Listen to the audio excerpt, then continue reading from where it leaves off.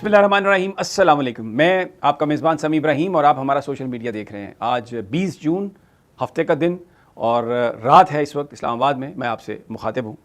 मौसम सारा दिन बड़ा गर्म रहा यहाँ पे, सियासत में भी गर्मी है। आज़ाद कश्मीर से जो ताज़ा तरीन हम आपको अपडेट दे रहे हैं, वहाँ पर लोगों ने इलेक्शन को मुस्तरद कर दिया है और जो मज़ाहमत है ऐलान किया है कि ये जारी रहेगी। और आज से जो इंटरनेशनल फ़ोरम पर जो डायस्पोरा कश्मीर का बाहर है वो मुख्तलिफ़ हाई कमीशन और एम्बेसीज़ के ख़िलाफ़ मुज़ाहरों का सिलसिला शुरू कर रहा है। और ये ख़बरें आ रही हैं कि बिल्कुल फ़ैसला किया गया है कि किसी तरीके से भी सरेंडर नहीं किया जाएगा। मैं आपको रावलाकोट की कुछ तारीख बताऊँगा, ये किन लोगों का शहर है और क्यों इसको मज़ाहमत का शहर कहा जाता है। और वहाँ पर इस वक्त जो सिचुएशन है उसमें ऐसा लगता है कि जो हमारी सिक्योरिटी फोर्सेस हैं वो फंस के रह गई हैं। बार बार ऑपरेशन किए गए हैं, लेकिन वहाँ पर अवाम जो है वो बिल्कुल किसी तरह से भी पीछे हटने के लिए तैयार नहीं है। और ये जो सब्ज़ई कबीला है, ये वहाँ का कबीला है रावलाकोट का। और इसमें आप उमर नज़ीर कश्मीरी, सरदार अमान और सरदार मसूद जो आज़ाद कश्मीर के सदर रहे हैं वो इसी कबीले से ताल्लुक़ रखते हैं और इसको मज़ाहमत का शहर कहा जाता है। इसमें पहाड़ हैं, नाले हैं, मैदान हैं, इसमें ऐसी ये मुख्तलिफ़ और डिफरेंट और डिफ़िकल्ट टेरेन है कि यहाँ पर जो लोग हैं उनको पकड़ना, उनको दबाना ताकत के ज़रिए कोई इतना आसान नहीं है। शहर से कोई 2.5-3-4-5 किलोमीटर दूर तक ये लोग फैले हुए हैं और हज़ारों लाखों की तादाद में ये लोग हैं। दिन ब दिन इनकी तादाद में इजाफा होता जा रहा है। और ये मैं आपको अभी वीडियो एक दिखाता हूँ जिसमें जो कश्मीर के जो लोग हैं, एक उम्मीदवार नॉमिनेशन जो पेपर है उनको भी फाड़ रहे हैं और कह रहे हैं कि हम बिल्कुल नहीं इन इलेक्शंस में हिस्सा लेंगे। और जो मैंने आपको कहा कि हफ्ते में 2 दिन ओवरसीज़ कश्मीरी जो हैं वो एहतजाज करेंगे। अब जो गिलगित बल्तिस्तान से जो ख़बरें आ रही हैं उसके मुताबिक जो नताइज आए हैं, ऐसा लगता है कि पीपल्स पार्टी को चूना लगा दिया गया। आने वाले चंद दिन जो हैं वो बहुत अहम होंगे और बिलावल भुट्टो को लगता ये है कि फिर दोबारा उन्हें वही टोन इख्तियार करना पड़ेगी जो उन्होंने गिलगित बल्तिस्तान में इलेक्शन वाले दिन इख्तियार की थी और ये कहा था कि हम कश्मीर में भी मुज़ाकरात की बात करेंगे। तो बीच में उन्होंने खासा टफ स्टैंड लिया है जो मुस्लिम लीग नून का है और जो शायद पाकिस्तानी एस्टेब्लिशमेंट का है, लेकिन अभी ऐसा लग रहा है कि वो फिर दोबारा इसमें तब्दीली जो है ना वो करेंगे। अब ज़रा PTI की सियासत पे बात कर लेते हैं। आज एक तो बैरिस्टर गौहर के साथ मुलाकात हुई जो नाराज़ अरकान असम्बली जिन्हें कहा जाता है, जिनमें अली अमीन गंडापुरा और दूसरे लोग शामिल हैं। अच्छा, अब यानी बैरिस्टर गौहर से उनकी मुलाकात जो है वो इसको हम ये कह सकते हैं कि दोनों जो अतराफ़ थी वो अपोजिशन वाली ही थी, सोहेल अफरीदी के मुखालिफ ही हैं।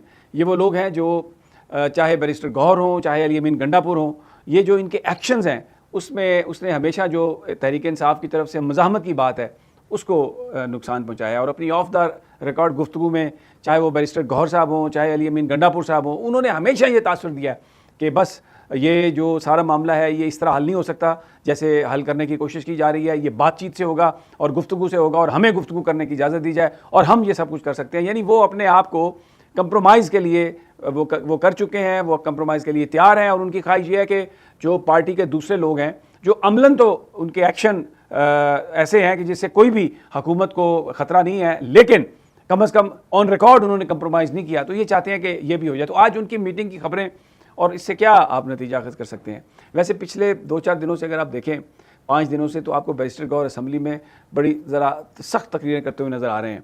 और आज उन्होंने राजा परवेज़ अशरफ से कहा कि आप बताइए कि जब फ़ैसला हुआ था वज़ीर-ए-आज़म बनाने का तो उस वक्त फ़ैसला तो किसी और का था और जिनको कहा गया था कि उनको वज़ीर-ए-आज़म बनाना है उनको पकड़ के ले गया और आपका नाम आ गया, तो किसने आपको वज़ीर-ए-आज़म बनवाया। अब एक ये वो तकरीरें हैं, इस किस्म की गुफ्तगू करके शायद वो PTI के वर्कर्स को ये यकीन दिलाने की कोशिश कर रहे हैं कि मैं असल अपोजिशन हूँ, मैं इमरान खान का साथी हूँ और मैं बढ़ बढ़ कर तनकीद कर रहा हूँ। लेकिन एहतजाज की कोई भी बात कभी भी हुई है तो बैरिस्टर गौहर ने कभी उसको इंडोर्स नहीं किया।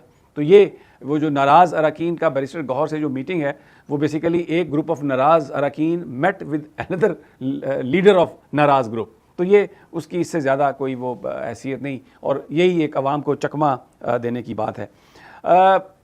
लेकिन जो सूरत हाल है उसमें PTI को ये फ़ैसला करना पड़ेगा कि वो आगे चलकर उन्होंने करना क्या है। और एक बात बड़ी अहम है कि बजाय इसके कि अच्छा चले मैं इस पे बात करता हूँ कि जी इमरान खान की रिहाई, मुझे ये बताइए कि कभी किसी वकील ने बाहर आके जिन्होंने इमरान खान से मुलाकात जो करते रहे आके कहा कि खान ने कहा कि मेरी रिहाई की तहरीक चलाओ? कभी खान ने ये नहीं कहा। हम जब भी जेल गए कवरेज के लिए, खान साहब से मुलाकात हुई, उन्होंने हमेशा कहा कि पार्टी को जो इस वक्त अवामी इश्यूज़ हैं उन पर सियासत करनी चाहिए। जो पार्टी का हमारा मिशन है, जो हमारा मैनिफेस्टो है कि मसावात हो, मेरिट हो, इंडिपेंडेंस ऑफ जुडिशरी हो, बेरोज़गारी ख़त्म हो, महंगाई ख़त्म हो, और जो करप्ट लोग हैं उनको पकड़ के पीछे जेल में डालें और उनसे पैसा वसूल करें, इन चीज़ों पर आप तहरीक चलाएं।